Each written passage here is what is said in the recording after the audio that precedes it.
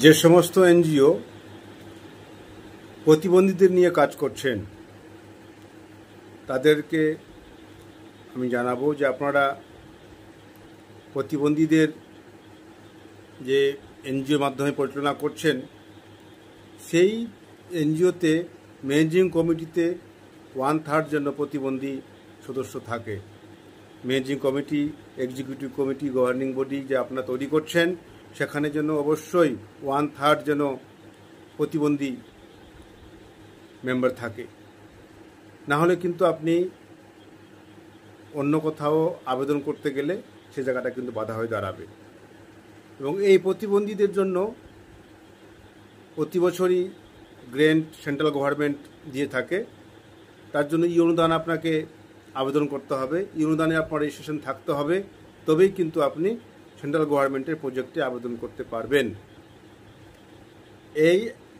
এই আবেদনটা করতে গেলে আপনাকে আপনার প্রতিবন্ধীদের পিডব্লিউডি সার্টিফিকেটটা অবশ্যই করে নেবেন, কারণ যারা প্রতিবন্ধী নিয়ে কাজ করছেন তাদের পিডব্লিউডি সার্টিফিকেটটা বাধ্যতামূলক, না হলে কিন্তু আপনি কোনো জায়গায় আবেদন করলে গ্রহণযোগ্যতা পাবেন না।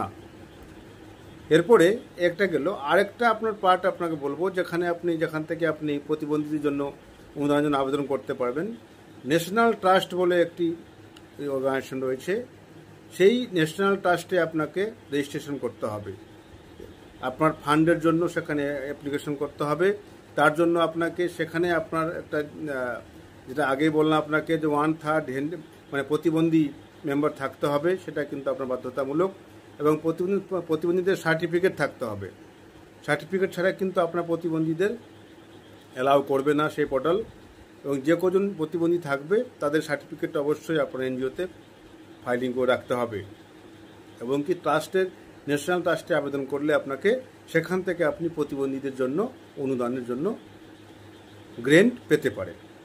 তার জন্য আপনাকে সমস্ত ডকুমেন্ট, সঠিক পেপার এনজিওর রেডি রাখতে হবে।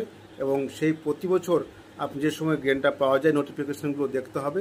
নোটিফিকেশন দেখার পরে আপনাকে টাইম লাইন অনুযায়ী, গাইডলাইন অনুযায়ী আবেদন করতে হবে। ভুলভাবে আবেদন করলে হবে না। আর এই অনুদানে আপনাকে পোর্টাল খুলে আপনাকে নোটিফিকেশনগুলো দেখতে হবে কখন প্রতিবন্ধীর জন্য অনুদান দেওয়া হয়, সেই তাদের গাইডলাইনটা পড়ে নিয়ে তবেই কিন্তু আবেদন করবেন। আমরা অনেক জায়গা থেকে মেল বা এসে জানিয়েছেন, বিশেষ করে সুন্দরবন এলাকা থেকে অনেক এনজিও এই প্রতিবন্ধীদের উপরে কাজ করছেন, তারা জানিয়েছেন। কিন্তু তাদেরকে আমি সেটাই বলবো, আপনারা এনজিও দর্পণে আপনারা ফলো আপ রাখুন, সেখান থেকে নোটিফিকেশনটা পাবেন।